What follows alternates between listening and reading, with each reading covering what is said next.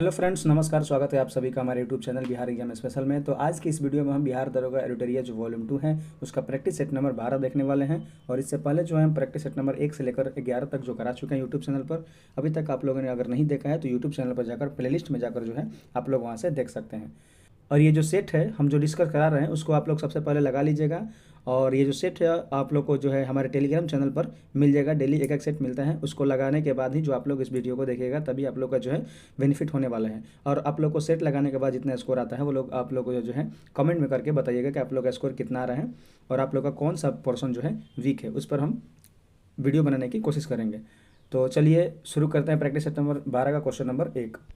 Question number 1 में दिया गया है कि गोदावरी नदी का अपवाह बेसिन भारत के निम्नलिखित में से कितने राज्यों तक फैला हुआ है।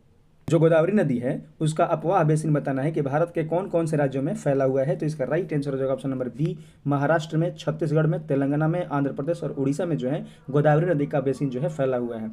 ठीक है, तो इसका राइट आंसर हो जाएगा ऑप्शन नंबर बी। चलिए अगला प्रश्न देखते हैं, क्वेश्चन नंबर 2। क्वेश्चन नंबर 2 में दिया गया है कि सौरमंडल के निर्माण और निरूपण की व्याख्या करने के लिए सर्वाधिक व्यापक रूप से स्वीकृत मॉडल कौन सा है। सौरमंडल के निर्माण और निरूपण की व्याख्या करने के लिए सर्वाधिक व्यापक और स्वीकृत रूप से जो है मॉडल कौन सा है। तो इसका राइट आंसर हो जाएगा ऑप्शन नंबर बी, निहारिका परिकल्पना जो है इसका राइट आंसर हो जाएगा। चलिए अगला प्रश्न देखते हैं, क्वेश्चन नंबर 3। क्वेश्चन नंबर 3 में दिया गया है कि तुगेला जलप्रपात जो है किस देश में स्थित है। तुगेला जलप्रपात जो है ये आपका राइट आंसर होगा ऑप्शन नंबर डी, दक्षिण अफ्रीका में जो है तुगेला जलप्रपात स्थित है। और एंजिल जलप्रपात जो है आपका वेनेजुएला में है, सुथरलैंड जलप्रपात जो है आपका न्यूजीलैंड में स्थित है, और गवारनी जलप्रपात जो है आपका फ्रांस में है, और जोग या जलप्रपात जो है भारत में है, और नियाग्रा जलप्रपात जो है कनाडा और अमेरिका के सीमा पर स्थित है। ये सभी जो है जलप्रपात आपका विश्व भूगोल में जो आपका जलप्रपात, जल संधि, जलडमरू मध्य, ये सब क्वेश्चन जो है आपका बहुत सारा इंपॉर्टेंट है। तो आप लोग ये क्वेश्चन जो है एक बार बहुत अच्छे से देख लीजिएगा। चलिए अगला प्रश्न देखते हैं, क्वेश्चन नंबर 4। क्वेश्चन नंबर 4 में दिया गया है कि मध्य एशिया के स्टेपी क्षेत्र के निवासियों के द्वारा पशुओं की खालों से निर्मित अस्थायी मानव आवास को क्या कहते हैं। मध्य एशिया में जो स्टेपी क्षेत्र में निवास करते हैं उनके द्वारा जो है पशुओं की खालों से निर्मित अस्थायी मानव आवास को क्या कहते हैं। तो इसका राइट आंसर होगा ऑप्शन नंबर सी, उसे यूर्त कहा जाता है। ठीक है, चलिए अगला प्रश्न देखते हैं, क्वेश्चन नंबर 5। क्वेश्चन नंबर 5 में दिया गया है कि गोरुमारा राष्ट्रीय उद्यान जो है किस राज्य में है। गोरुमारा राष्ट्रीय उद्यान जो है ये आपका किस राज्य में है। तो इसका राइट आंसर होगा ऑप्शन नंबर ए, पश्चिम बंगाल में जो है गोरुमारा राष्ट्रीय उद्यान है और इसे 1994 ईस्वी में स्थापित किया गया था। चलिए अगला प्रश्न देखते हैं, क्वेश्चन नंबर 6। क्वेश्चन नंबर 6 में दिया गया है कि निम्नलिखित में से भारत के किस क्षेत्र में अधिकांश लोहा और इस्पात उद्योग से केंद्रित है। भारत के किस क्षेत्र में अधिकांश लोहा और इस्पात उद्योग जो है संकेंद्रित है। तो इसका राइट आंसर हो जाएगा ऑप्शन नंबर सी, छोटानागपुर के पठार में जो है अधिकांश तो लोहा और इस्पात उद्योग जो है संकेंद्रित है। चलिए अगला प्रश्न देखते हैं, क्वेश्चन नंबर 7। किसी स्थान पर तापमान, आर्द्रता, वर्षा, वायु वेग और आदि के संदर्भ में वायुमंडल की प्रतिदिन की स्थिति बताना है कि उस स्थान को क्या कहलाती है। किसी स्थान पर, किसी विशेष स्थान पर जो है तापमान, आर्द्रता, वायु वेग जो है, वर्षा है, आदि के संदर्भ में वायुमंडल की प्रतिदिन की परिस्थिति आपको बताना है क्या कहलाती है। तो इसका राइट आंसर होगा ऑप्शन नंबर बी, मौसम कहलाती है। प्रतिदिन का नहीं पूछेगा, वहीं अगर 30 साल 40 साल से अधिक पूछेगा तो इसे हम लोग जलवायु कहते हैं। चलिए अगला प्रश्न देखते हैं, क्वेश्चन नंबर 8। क्वेश्चन नंबर 8 में दिया गया है कि सूची 1 को सूची 2 से मिलान करना है। एक तरफ आपका सूची 1 में स्थानांतरित कृषि का नाम दिया हुआ है और दूसरा तरफ आपका संबंधित राज्य दिया हुआ है। तो आपको मिलान करके बताना है कौन सा इसमें सही आ रहा है। तो देखिए जो झूमिंग कृषि है वो आपका उत्तरी पूर्वी राज्यों में की जाती है। झूमिंग कृषि जो है उत्तरी पूर्वी राज्यों में की जाती है, और दहिया जो है आपका मध्य प्रदेश में किया जाता है, और पेंडा जो है आपका आंध्र प्रदेश में किया जाता है, और कुमारी जो है आपका पश्चिमी घाट में किया जाता है। तो आपको मिलान करने पर आ रहा है RPQS, RPQS। तो चलिए देख लेते हैं ये ऑप्शन में किस ऑप्शन में है RPQS। RPQS जो है आपका ऑप्शन नंबर ए में है। तो इसका राइट आंसर हो जाएगा ऑप्शन नंबर ए, RPQS। चलिए अगला प्रश्न देखते हैं, क्वेश्चन नंबर 9। क्वेश्चन नंबर 9 में दिया गया है कि निम्न में से कौन सी गर्म जलधारा है। आपको बताना है कि निम्न में से कौन सी गर्म जलधारा है। तो इसका राइट आंसर हो जाएगा option number D, gulf stream जो है गर्म जलधारा है। और ये जो जलधारा है उत्तरी अटलांटिक महासागर की जलधारा है, और बाकी सभी जो है आपकी ठंडी जलधारा है। लेब्राडोर जो है ठंडी जलधारा है, कैनारी की धारा भी ठंडी है, और फॉकलैंड की धारा भी आपकी ठंडी जलधारा है। चलिए अगला प्रश्न देखते हैं, क्वेश्चन नंबर 10। भारत की कौन सी झील विवर्तनिकी गतिविधि का परिणाम है। आपको बताना है कि कौन सा झील जो है विवर्तनिकी गतिविधि का उदाहरण है। तो इसका राइट आंसर हो जाएगा ऑप्शन नंबर ए, वुलर झील जो है विवर्तनिकी गतिविधि का उदाहरण है।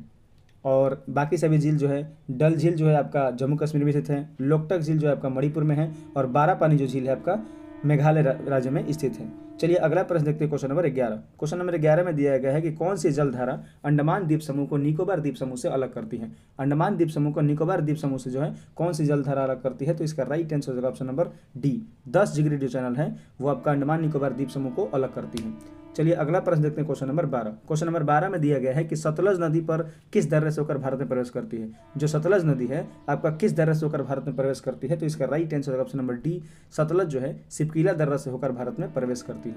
चलिए अगला प्रश्न देखते हैं, क्वेश्चन नंबर 13। क्वेश्चन नंबर 13 में दिया गया है कि निम्नलिखित में से कौन सा क्रम छोटे से लेकर बड़े तक कण आकार के संदर्भ में व्यवस्थित मिट्टी के कणों का सही क्रम दर्शाता है। आपको बताना है कि निम्न में जो ऑप्शन दिया गया है उसमें से कौन सा क्रम जो है छोटे से लेकर बड़े तक कण के आकार के संदर्भ में व्यवस्थित मिट्टी के कणों का सही क्रम बताता है। तो इसका राइट आंसर हो जाएगा आपका ऑप्शन नंबर डी। मिट्टी, गाद, रेत और बजरी, ये जो है छोटा से बड़ा तक है आपका क्रम है। पहले आएगा मिट्टी, सबसे छोटा होगा, उसके बाद गाद उससे बड़ा होगा, और रेत जो है उससे बड़ा होगा, और बजरी जो है उससे बड़ा हो जाएगा। तो इसका राइट आंसर हो जाएगा ऑप्शन नंबर डी।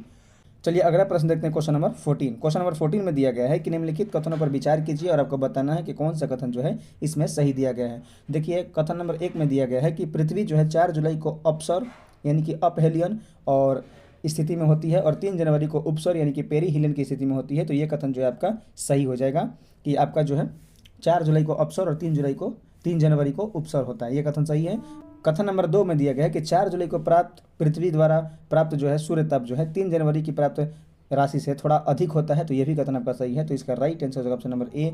1 और 2 दोनों कथन जो है आपका सही है। चलिए अगला प्रश्न देखते हैं, क्वेश्चन नंबर 15। फिरोज शाह तुगलक के द्वारा दिल्ली की गद्दी पर राज्यारोहण के उपरांत माफ किए गए कृषि ऋण क्या कहलाते थे।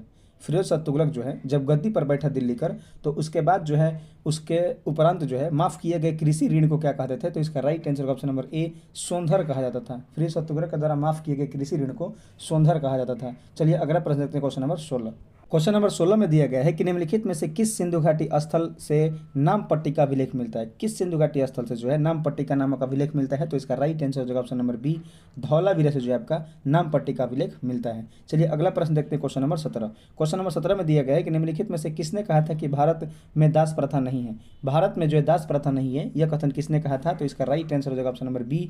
मेगास्थनीज ने जो है दास प्रथा नहीं है भारत में, यह कथन कहा था। चलिए अगला प्रश्न देखते हैं, क्वेश्चन नंबर 18। क्वेश्चन नंबर 18 में दिया गया है कि सूची 1 को सूची 2 से मिलान करना है और आपको बताना है कौन सा कूट सही है। तो चलिए मिलान कर लेते हैं। बंग भंग दिवस जो है आपका 16 अक्टूबर 1905 को मनाया जाता है, और मुक्ति दिवस जो है आपका 22 दिसंबर 1939 को मनाया जाता है, जब कांग्रेस मंत्रिमंडल से इस्तीफा दिया गया था, उसी वर्ष मनाया जाता है। और उसके बाद सीधी कार्रवाई दिवस जो है आपका यानी कि प्रत्यक्ष कार्रवाई दिवस, डायरेक्ट एक्शन डे जो है आपका 16 अगस्त 1946 को मनाया जाता है। तो मिलान करने पर आपका आ रहा है 3, 1, 2, जो कि ऑप्शन नंबर बी में आपका 3, 1, 2, तो इसका right answer option number B.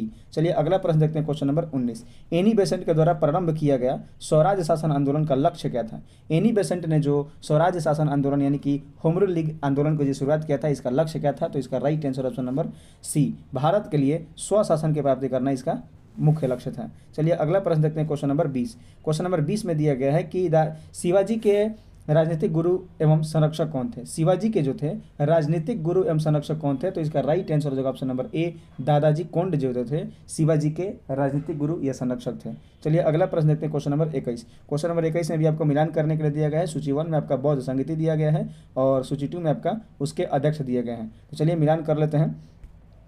प्रथम बौद्ध संगीति जो है उस समय अध्यक्ष थे महाकश्यप, और द्वितीय बौद्ध संगीति के समय जो आपका अध्यक्ष थे सबाकामी, और तृतीय बौद्ध संगीति के समय आपका मोगलीपुत्तिस थे, और चतुर्थ बौद्ध संगीति के समय जो है वसुमित्र इसके अध्यक्ष थे, और अश्वघोष घोष जो है उसके उपाध्यक्ष थे चतुर्थ बौद्ध संगीति के। तो इसके मिलान करने पर आपको आ रहा है 2, 1, 4, 3, तो इसका राइट आंसर होगा ऑप्शन नंबर डी 2, 1, 4, 3। चलिए अगला प्रश्न देखते हैं, क्वेश्चन नंबर 22।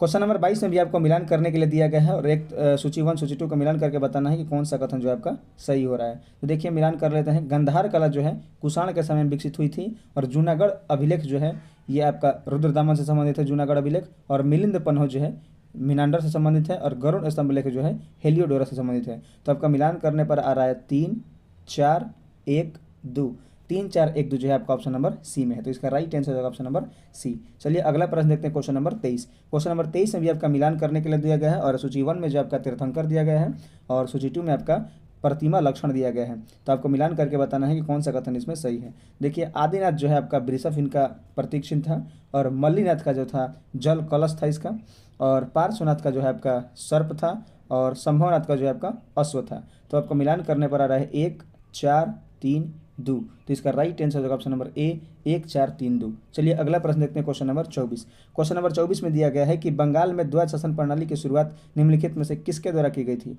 बंगाल में जो है द्वैध शासन प्रणाली की शुरुआत जो है किसके द्वारा की गई थी। तो इसका राइट आंसर होगा option number C Robert Clive के द्वारा बंगाल में द्वैध शासन प्रणाली की शुरुआत की गई थी, और इसके बाद जो आया था लॉर्ड वारन हेस्टिंग्स, उसने जो है द्वैध शासन प्रणाली को समाप्त कर दिया था। चलिए अगला प्रश्न देखते हैं, क्वेश्चन नंबर 25। निम्नलिखित में से कौन सा गवर्नर जनरल अंग्रेजी के अतिरिक्त अरबी, फारसी, बंगाली भाषा का जानकार था। आपको बताना है कि कौन सा गवर्नर जनरल है जो अंग्रेजी के अलावे अरबी भी जानता था, फारसी भी जानता था और बंगाली भी जानता था। तो इसका राइट आंसर होगा option number D Warren Hastings जो है ये सभी भाषाओं का ज्ञाता था। चलिए अगला प्रश्न देखते हैं, क्वेश्चन नंबर 26। अकबर के 1567 से 68 में चित्तौड़ आक्रमण के समय वहाँ का शासक कौन था। जब अकबर ने 1566 से लेकर 67-68 के बीच जो चित्तौड़ पर आक्रमण किया था, तो उस समय वहाँ का शासक कौन था। तो इसका राइट आंसर होगा ऑप्शन नंबर सी उदय सिंह जो है वहाँ पर शासक था।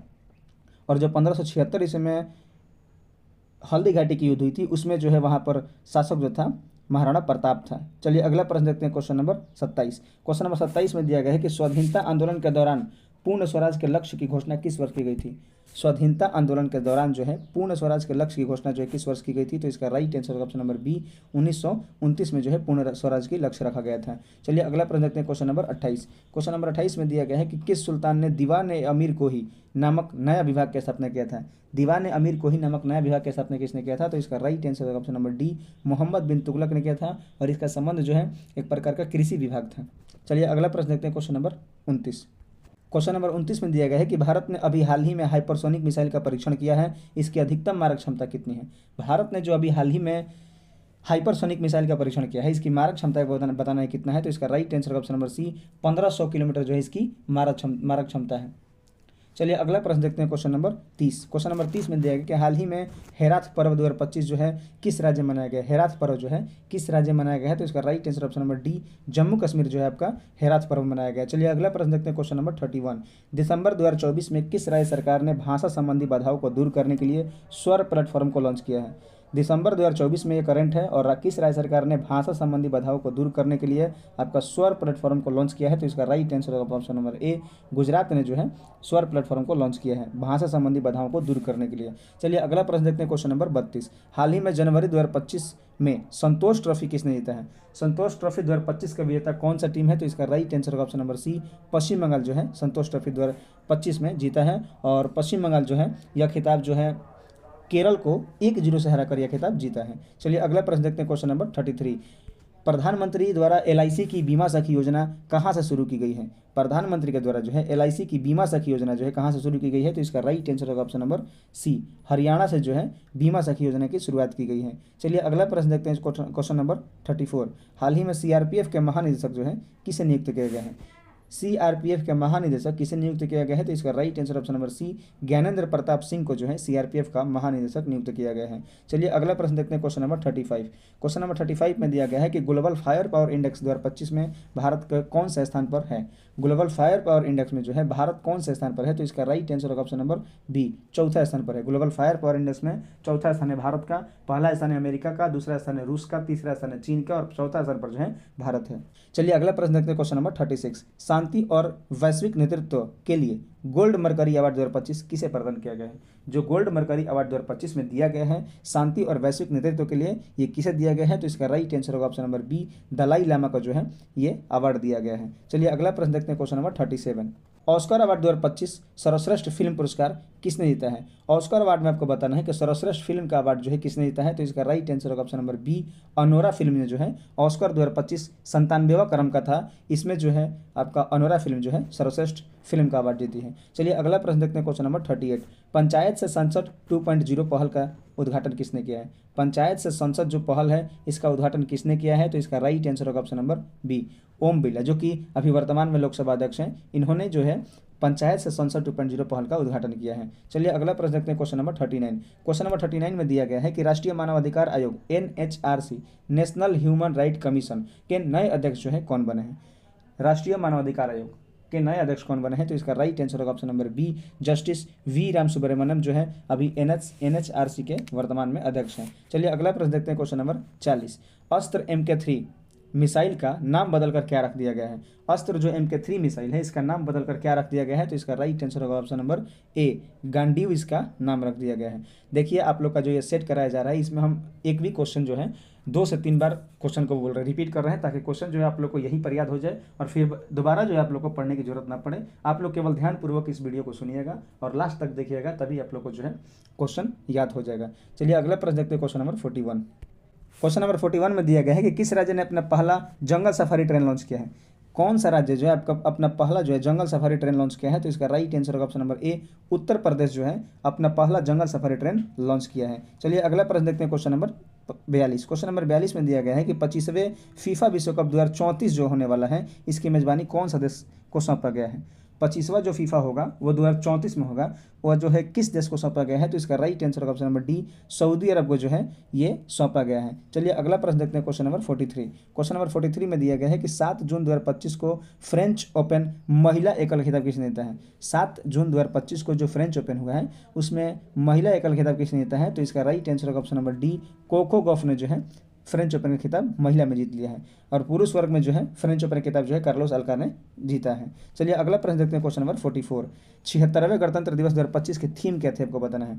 जो 26 जनवरी 2025 ईस्वी को 76वां गणतंत्र दिवस मनाया गया है उसकी थीम आपको बताया गया है। तो इसका राइट आंसर होगा ऑप्शन नंबर ए, स्वर्णिम भारत विरासत और विकास जो है 76वें गणतंत्र दिवस 2025 का थीम था। चलिए अगला प्रश्न देखते हैं, क्वेश्चन नंबर 45।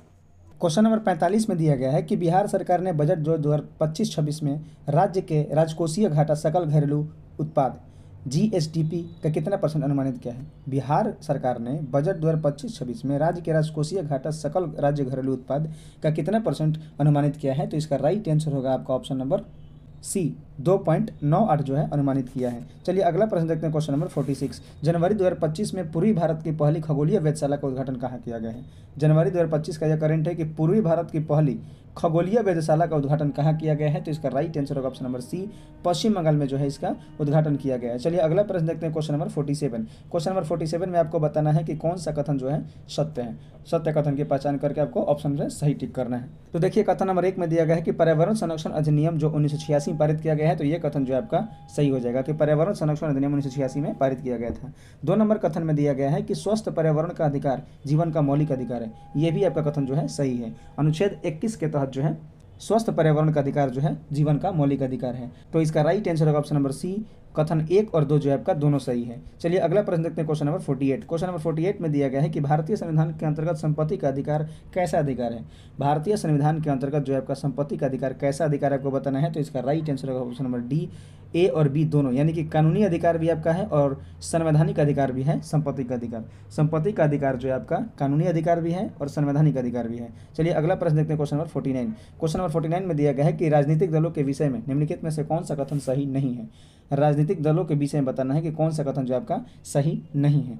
देखिए राजनीतिक दल चुनाव में भाग लेते हैं, ये कथन आपका सही है। ऑप्शन नंबर बी में दिया गया है कि ये जनमत निर्माण के महत्वपूर्ण भूमिका निभाते हैं, जनमत के निर्माण में महत्वपूर्ण भूमिका निभाते हैं, तो ये भी कथन आपका सही है। ऑप्शन नंबर सी में दिया गया है कि ये सरकार की नीतियों एवं कार्यक्रमों की जनता के समक्ष रखते हैं, ये भी कथन जो आपका सही हो जाएगा। और डी नंबर में बोल रहा है ऑप्शन नंबर में कि ये केवल अपने सदस्य के हित में कार्य करते हैं, ये कथन गलत है।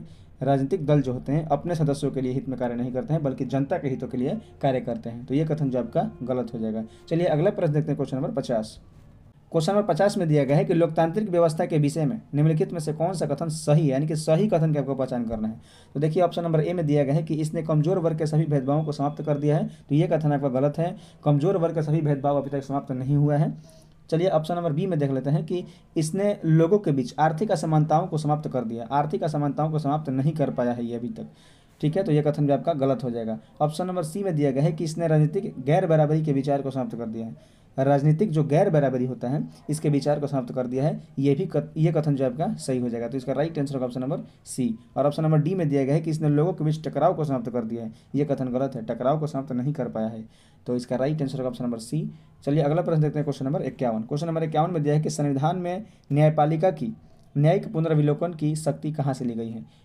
संविधान में न्यायपालिका की न्यायिक पुनरावलोकन जो शक्ति है वो कहाँ से ली गई है, तो आपका ये जो है अमेरिका के संविधान से लिया गया है। चलिए अगला प्रश्न देखते हैं, क्वेश्चन नंबर 52। क्वेश्चन नंबर 52 में दिया गया है कि संसद कार्यवाही के दौरान किस काल में पूछे गए प्रश्नों का उत्तर देने के लिए मंत्री बाध्य नहीं है। आपको बताना है कि संसद की अगर कार्यवाही चल रही है तो किस काल में पूछे गए प्रश्नों का उत्तर देने के लिए जो मंत्री होते हैं वो बाध्य नहीं होते हैं।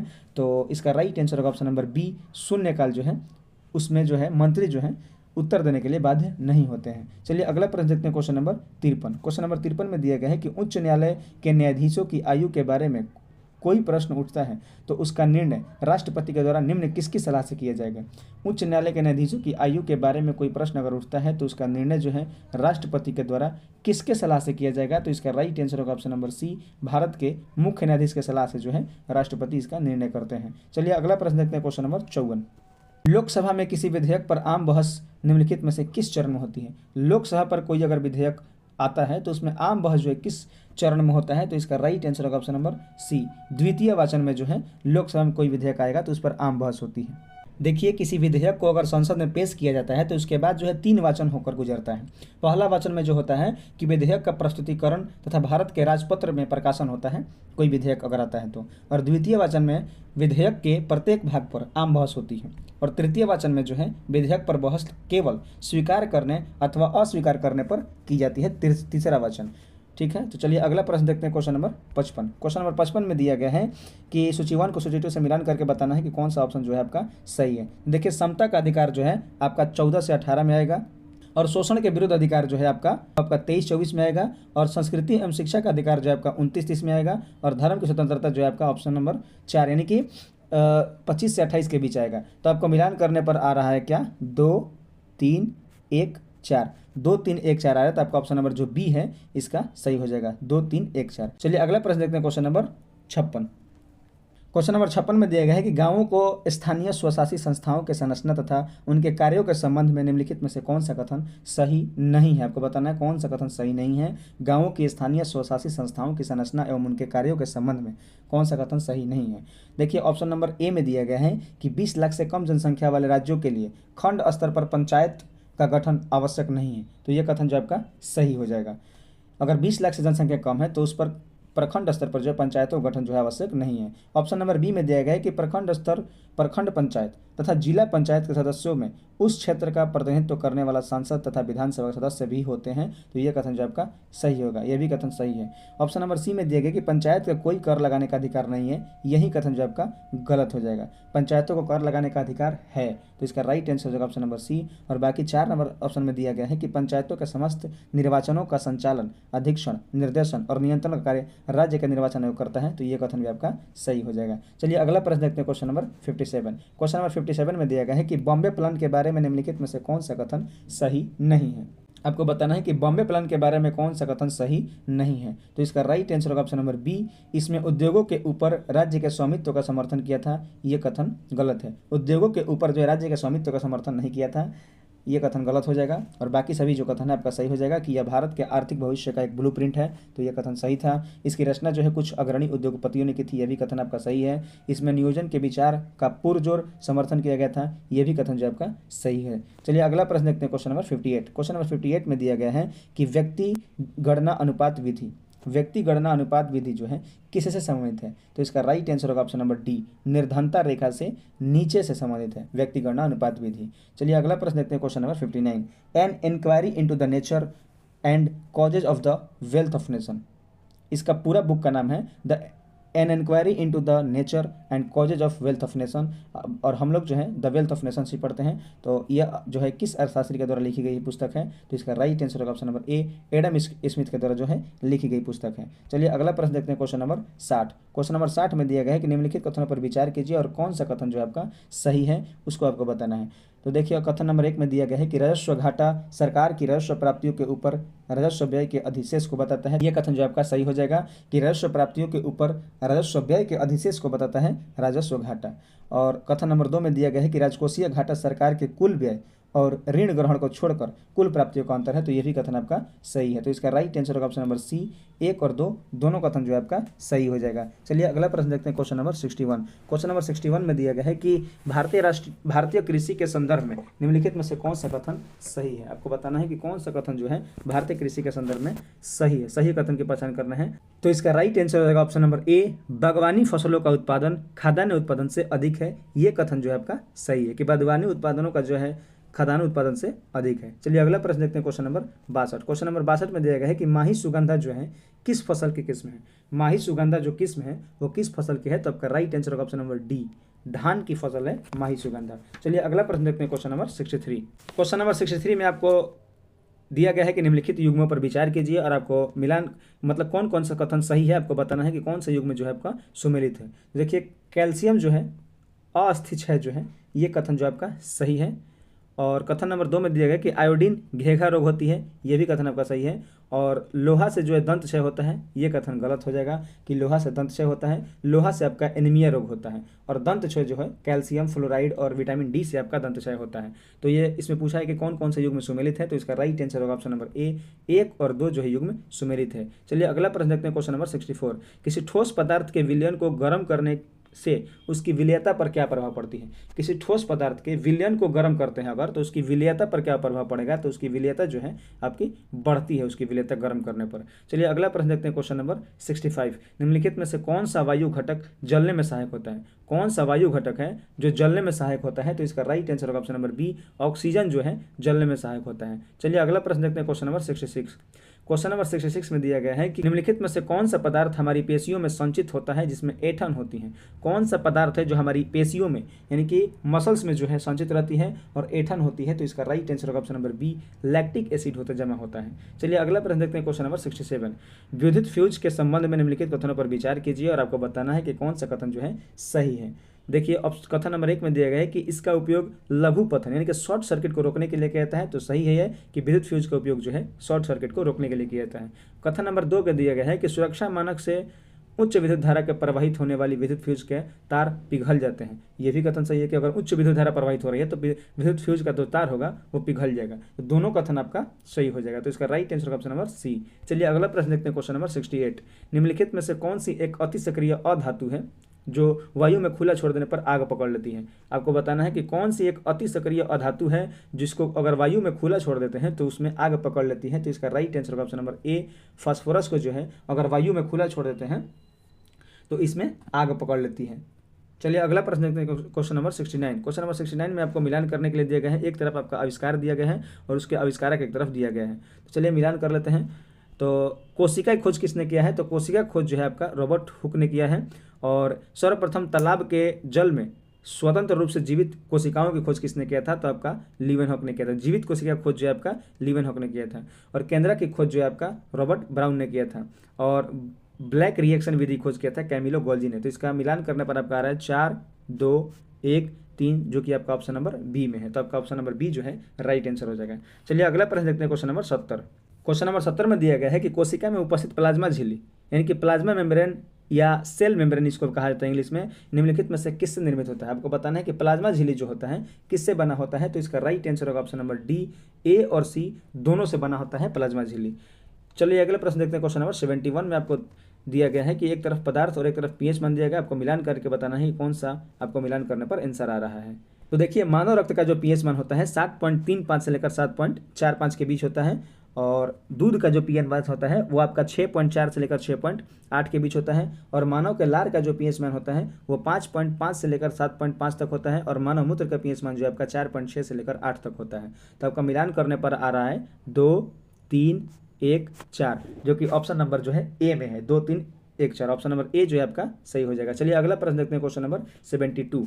किस छोटे दर्पण की सहायता से ऊंचे भवन या पेड़ की पूर्ण लंबाई का प्रतिबिंब देखा जा सकता है। आपको बताना है किस छोटे दर्पण की सहायता से ऊंचे भवन या पेड़ के पूर्ण लंबाई के प्रतिबिंब को देखा जा सकता है, तो इसका राइट आंसर होगा ऑप्शन नंबर बी, उत्तल दर्पण से जो आपका ऊंचे भवन या पेड़ की पूर्ण लंबाई को आपको देख सकते हैं प्रतिबिंब। चलिए अगला प्रश्न देखते हैं, क्वेश्चन नंबर 73। जब एक गोली ठोस घर्षण रहित सतह से टकराकर अंतः स्थापित होती है तो आपका क्या संरक्षित रहता है। जब एक गोली जो है ठोस घर्षण रहित सतह से टकराकर अंतः स्थापित हो जाती है तो क्या संरक्षित रहता है? तो इसका राइट आंसर ऑप्शन नंबर ए, संवेग जो इसमें संरक्षित रहता है। चलिए अगला प्रश्न देखते हैं, क्वेश्चन नंबर 74। क्वेश्चन नंबर 74 में दिया गया है कि निम्नलिखित में से कौन सी धातु शोधन की विधि या विधियां हैं?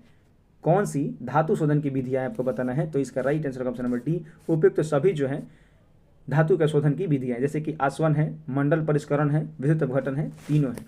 और भी है, वाष्प परिवस्था भी है, वर्ण लेखीकरण भी है।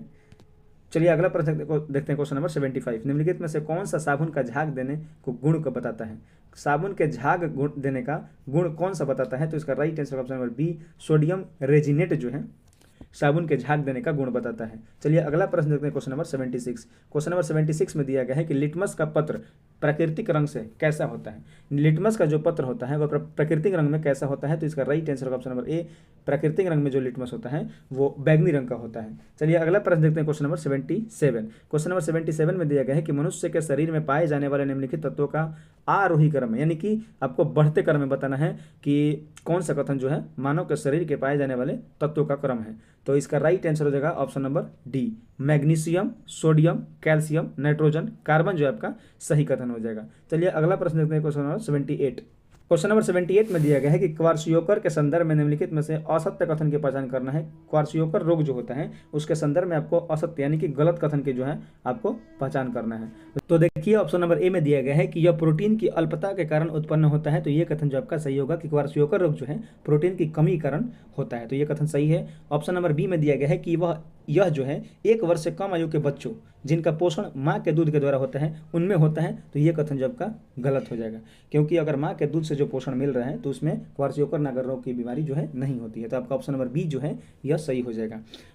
ऑप्शन नंबर सी में दिया गया है कि इसमें भी मरासमस की तरह जो हाथ पैर पतले हो जाते हैं, तो ये भी कथन सही है। और ऑप्शन नंबर डी में दिया गया है कि यह उच्च कैलोरी परंतु अल्प प्रोटीन वाला आहार देने से होता है, ये भी कथन जो आपका सही हो जाएगा। चलिए अगला प्रश्न देखते हैं, क्वेश्चन नंबर 79 में दिया गया है कि निम्नलिखित में से कौन सा श्रेणी क्रम में संयोजित प्रतिरोधों का कुल प्रतिरोध ज्ञात करने के सही सूत्र है? श्रेणी क्रम में अगर प्रतिरोध को संयोजित किया गया है तो उसमें से कुल प्रतिरोध निकालने की जो है कौन सा सूत्र सही है? तो इसका right answer option number B, R = R1 + R2 + .RN, जहाँ तक दिया गया प्रतिरोध ये जो है श्रेणी क्रम में निकालने की विधि है। और अगर समांतर क्रम में प्रतिरोध है तो आपका ऑप्शन नंबर ए से निकलेगा। चलिए अगला प्रश्न देखते हैं, क्वेश्चन नंबर 80। क्वेश्चन नंबर 80 में दिया गया है कि निम्नलिखित में से क्षेत्रों में से किस क्षेत्र या किन क्षेत्रों में सूक्ष्म तरंगों का प्रयोग किया जाता है? आपको बताना है कि किस क्षेत्र में सूक्ष्म तरंगों का प्रयोग किया जाता है। तो इसका right answer option number D, उपयुक्त सभी में जो है सूक्ष्म तरंगों का प्रयोग किया, जैसे कि माइक्रोवेव ओवन में, वाईफाई में और मोबाइल फोन में जो आपका सूक्ष्म तरंगों का प्रयोग किया जाता है। चलिए अगला प्रश्न देखते हैं, क्वेश्चन नंबर 81।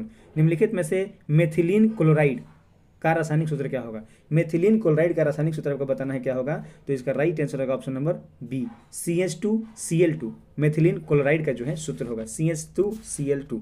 चलिए अगला प्रश्न देखते हैं, क्वेश्चन नंबर 82। क्वेश्चन नंबर 82 में दिया गया है कि निम्नलिखित में से कौन सा पुरुष में प्राथमिक यौन अंग यानी कि प्राइमरी सेक्सुअल ऑर्गन जो है आपको बताना है।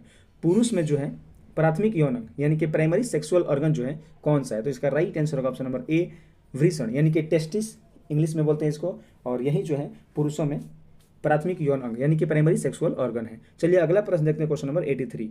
गंगा सफाई योजना किस वर्ष जो है शुरू की गई थी? गंगा सफाई योजना की शुरुआत किस वर्ष हुई थी? तो इसका right answer option number B, 1985 में जो है गंगा सफाई योजना की शुरुआत की गई थी। चलिए अगला प्रश्न देखते हैं, क्वेश्चन नंबर 84। आपको क्वेश्चन नंबर 84 में सूची 1 को सूची 2 से मिलान करना है और आपको बताना है कौन सा कथन जो है ऑप्शन सही है। तो चलिए मिलान कर लेते हैं। आपका संपूर्ण क्रांति जो हो जाएगा आपका संबंधित है जयप्रकाश नारायण से, और गरीबी हटाओ जो है आपका इंदिरा गांधी संबंधित है, और किसान आंदोलन जो है आपका शाहजहान सरस्वती संबंधित है, और रेल हड़ताल जो है आपका जॉर्ज फर्नांडिस से संबंधित है। तो आपका मिलान करने पर आ रहा है 2, 1, 3, 4। तो इसका राइट आंसर होगा ऑप्शन नंबर सी, 2, 1, 3, 4। चलिए अगला प्रश्न देखते हैं, क्वेश्चन नंबर 85। क्वेश्चन नंबर 85 में दिया गया है कि उस अंतरिक्ष यान का नाम क्या था जिसने मनुष्य को चांद पर उतारा था? उस अंतरिक्ष यान का नाम बताना है आपको कि जिसने मनुष्य को चांद पर उतारा था। तो इसका राइट आंसर होगा ऑप्शन नंबर ए, अपोलो जो है इसी से जो है पहली बार मनुष्य चांद पर उतरा था। चलिए अगला प्रश्न देखते हैं, क्वेश्चन नंबर 86। क्वेश्चन नंबर 86 में दिया गया है कि अनुसूचित जनजाति यानी कि एसटी शब्द का पहली बार उल्लेख जो है निम्नलिखित में से किस कानूनी दस्तावेज में मिलता है? एसटी शब्द, अनुसूचित जनजाति शब्द का प्रयोग जो है किस कानूनी दस्तावेज में मिलता है? तो इसका राइट आंसर होगा ऑप्शन नंबर सी, भारत का संविधान 1950 में जो है आपका एसटी शब्द का पहली बार प्रयोग किया गया है। चलिए अगला प्रश्न देखते हैं, क्वेश्चन नंबर 87। क्वेश्चन नंबर 87 में दिया गया है कि बिहार का पहला कांग्रेस अधिवेशन कहाँ हुआ था। बिहार का जो पहला कांग्रेस अधिवेशन हुआ था वो आपको बताना है कहाँ हुआ था। तो इसका राइट आंसर होगा ऑप्शन नंबर सी, बांकीपुर जो है, यहाँ पर बांकीपुर पटना में जो है ये अधिवेशन हुआ था। और ये अधिवेशन जो है 1912 ईस्वी में हुआ था और यह कांग्रेस का जो है 27वां अधिवेशन था और इसकी अध्यक्षता जो किया था आर.एन. माधोलकर ने किया था। चलिए अगला प्रश्न देखते हैं, क्वेश्चन नंबर 88। क्वेश्चन नंबर 88 जो है यूटोपिया के लेखक कौन है। आपका ये वर्ल्ड हिस्ट्री से क्वेश्चन है, आपको बताना है कि यूटोपिया के लेखक जो है आपका कौन है। तो यूटोपिया के लेखक जो है आपका थॉमस मोरे हैं। तो इसका राइट आंसर ऑप्शन नंबर ए, यूटोपिया के लेखक जो है थॉमस मोरे हैं। चलिए अगला प्रश्न देखते हैं, क्वेश्चन नंबर 89। क्वेश्चन नंबर 89 में दिया गया है कि बास्केटबॉल के मैदान को क्या कहा जाता है। बास्केटबॉल के मैदान को आपको कोर्ट कहा जाता है। तो इसका राइट आंसर होगा ऑप्शन नंबर बी, कोर्ट जो है बास्केटबॉल के मैदान को कहा जाता है। चलिए अगला प्रश्न देखते हैं, क्वेश्चन नंबर 90। क्वेश्चन नंबर 90 में दिया गया है, आपका इंग्लिश का क्वेश्चन है, choose the correct English translation to the given sentences to Hindi. आपको इंग्लिश में ट्रांसलेशन करके बताना है कि कौन सा कथन जो है सही है। भूगोल सीखना कठिन है, आपको इंग्लिश में इसका ट्रांसलेशन करना है कि भूगोल सीखना कठिन है। तो इसका राइट आंसर होगा option number B, geography is difficult to learn, इसका सही आंसर हो जाएगा। चलिए अगला प्रश्न देखते हैं, क्वेश्चन नंबर 91। क्वेश्चन नंबर 91 में दिया गया कि निम्नलिखित में से कौन सा वाक्य जो है शुद्ध है। शुद्ध वाक्य की पहचान करना है आपका। तो इसका राइट आंसर होगा ऑप्शन नंबर सी, आपके एक एक वाक्य तुले हुए हैं, ये कथन जो आपका सही हो जाएगा। चलिए अगला प्रश्न देखते हैं, क्वेश्चन नंबर 92। ये भी क्वेश्चन जो आपका इंग्लिश का है कि स्टेसी जो है इसका साइनो आपको बताना है कि कौन सा जो है स्टेसी का साइनो हो जाएगा। तो इसका राइट आंसर होगा ऑप्शन नंबर ए, रैप्चर जो है स्टेसी का साइनो हो जाएगा। देखिए आपका बिहार दरोगा पीटी में जो आपका 2 क्वेश्चन जो है इंग्लिश से और 2 क्वेश्चन जो है हिंदी से और 5 से 6 क्वेश्चन आपका मैथ रीजनिंग से रहता है, मानी कि 10 से 12 क्वेश्चन जो है आपका ये 3-4 सब्जेक्ट मिलाकर रहता है। तो आप लोग इस पर भी ध्यान दीजिएगा और जो आपका मेंस का एग्जाम होगा वो आप उसमें जो है 25 क्वेश्चन लगभग मैथ रीजनिंग से पूछता है। तो आप लोग अभी से जो है मैथ रीजनिंग जिनका वीक है वो अभी से मैथ रीजनिंग पर ध्यान दीजिएगा, नहीं तो आपका पीटी हो जाने के बाद भी जो है मेंस क्वालिफाई नहीं होगा, तो उससे कोई फायदा नहीं है पीटी का रिजल्ट लेकर आने से। अभी से जो है आप मैथ पर ध्यान दीजिए। चलिए अगला प्रश्न देखते हैं, क्वेश्चन नंबर 93। क्वेश्चन नंबर 93 में दिया गया है कि भाषा की छोटी इकाई निम्न में से क्या है। भाषा की जो है छोटी इकाई क्या है। तो इसका राइट आंसर होगा ऑप्शन नंबर बी, वर्ण जो है भाषा की छोटी इकाई है। चलिए अगला प्रश्न देखते हैं, क्वेश्चन नंबर 94। क्वेश्चन नंबर 94 में दिया गया है कि गुरु दक्षिणा शब्द में कौन सा समास है। गुरु दक्षिणा शब्द जो है कौन सा समास है। तो आपका राइट आंसर होगा ऑप्शन नंबर सी, तत्पुरुष समास है। आपका गुरु दक्षिणा का समास विग्रह करने पर आएगा गुरु के लिए दक्षिणा, और के लिए जो है आपका कारक विभक्ति है। तो कारक की विभक्ति जो है जिसमें आती है वो आपका तत्पुरुष समास होता है। चलिए अगला प्रश्न देखते हैं, क्वेश्चन नंबर 95 नंबर क्वेश्चन जो आपका मैथ का क्वेश्चन दिया गया है कि 42 वृक्षों वाले एक बगीचे में 3/7 पेड़ नीम के हैं और शेष जो है आम के हैं। तो आपको आम के पेड़ों की संख्या बताना है। तो इसका राइट आंसर होगा ऑप्शन नंबर बी, 24 पेड़ जो है आम के हैं। चलिए अगला प्रश्न देखते हैं, क्वेश्चन नंबर 96। क्वेश्चन नंबर 96 में दिया गया आपका रीजनिंग का क्वेश्चन है कि वाट के स्थान पर जो आपका क्या आएगा। तो इसका राइट आंसर होगा ऑप्शन नंबर बी, 2454 जो है आपका राइट आंसर हो जाएगा। चलिए अगला प्रश्न देखते हैं, क्वेश्चन नंबर 97। क्वेश्चन नंबर 97 में आपको वेन आरेख दिया गया है। वेन आरेख में आपको बताना है कि तांबा, पुस्तक और तार ये किस में आपका मेल खाता है। तो इसका राइट आंसर होगा ऑप्शन नंबर डी, तांबा, पुस्तक, तार जो इसमें खाएगा। इसमें आ जाएगा तांबा Cu और इसमें आ जाएगा आपका कॉपर CO और आपका पुस्तक जो है आपका अलग हो जाएगा। चलिए अगला प्रश्न देखते हैं, क्वेश्चन नंबर 98। क्वेश्चन नंबर 98 में आपका दिया गया है कि एक ठोस शंकु के आधार के त्रिज्या जो है आपका r दिया गया है और ऊंचाई जो है आपका h दिया गया है। तो उसका कुल पृष्ठ क्षेत्रफल आपको बताना है। तो देखिए शंकु के कुल पृष्ठ क्षेत्रफल का फॉर्मूला होता है πr/l, इसका फॉर्मूला होता है कुल पृष्ठ क्षेत्रफल, और इसमें जो है πr² जोड़ देंगे तो कुल पृष्ठ क्षेत्रफल आता है। तो इसका फॉर्मूला होता है πr कोष्ठ में l+r होता है। देखिए इसका ऑप्शन इसमें आएगा ऑप्शन नंबर सी, πr+l के स्थान पर जो आपका l के स्थान पर जो आपका h² + r² का अंडर रूट में दिया गया है। तो ये कथन जो आपका सही हो जाएगा। और ये क्वेश्चन जो है आपका बिहार दरोगा के पीटी एग्जाम जो 1275 हुआ था उसमें आपका क्वेश्चन जो है ये पूछा गया था। चलिए अगला प्रश्न देखते हैं, क्वेश्चन नंबर 99। क्वेश्चन नंबर 99 में दिया गया है कि पिता की उम्र 4 वर्ष पूर्व पुत्र की आयु की 7 गुनी थी और वर्तमान में पिता की आयु जो है पुत्र की आयु की 4 गुनी है। तो आपको पुत्र की आयु वर्तमान में पूछा है। तो इसका राइट आंसर होगा ऑप्शन नंबर बी, 8 वर्ष जो है इसका आंसर रहेगा। चलिए अगला प्रश्न देखते हैं, क्वेश्चन नंबर 100। क्वेश्चन नंबर 100 में दिया गया है कि रिक्त स्थान की पूर्ति करें और आपको बताना है कि रिक्त स्थान पर कौन सा अंक आएगा। आपका ये अल्फाबेटिकल सीरीज दिया गया है VRN खाली स्थान FB दिया गया है। तो इसमें खाली स्थान पर आपको बताना क्या आएगा। तो इसका राइट आंसर होगा ऑप्शन नंबर डी, जे जो है खाली स्थान पर आएगा। तो इसी के साथ जो है आपका सेट नंबर 12 समाप्त हो चुका है। और आप लोग का स्कोर जो है इस सेट में कितना रहा आप लोग कमेंट में जरूर बताइएगा। और अगर आप लोग के पास जो ये बुक नहीं है तो आप लोग हमारे टेलीग्राम चैनल को ज्वाइन कर सकते हैं। वहाँ पर डेली जो है एक सेट प्रैक्टिस डाला जाता है, उस वहाँ से आप लोग सेट लगा सकते हैं और उसके बाद जो है आप लोग ये वीडियो में मिला सकते हैं। और अगर आप लोग को वीडियो जो है अच्छी लग रही होगी तो आप लोग वीडियो जो है ज़्यादा से ज़्यादा शेयर कीजिएगा और वीडियो को लाइक करके चैनल को सब्सक्राइब करके ऑल पे क्लिक कर लीजिएगा। आप लोग सब्सक्राइब तो कर लेते हैं लेकिन ऑल पे जो है बेल आइकन को क्लिक नहीं करते हैं, जिससे आप लोग को नोटिफिकेशन जो है नहीं मिल पाता है हमारी वीडियो को। तो चलिए मिलते हैं नेक्स्ट वीडियो में, आज के लिए इतना ही।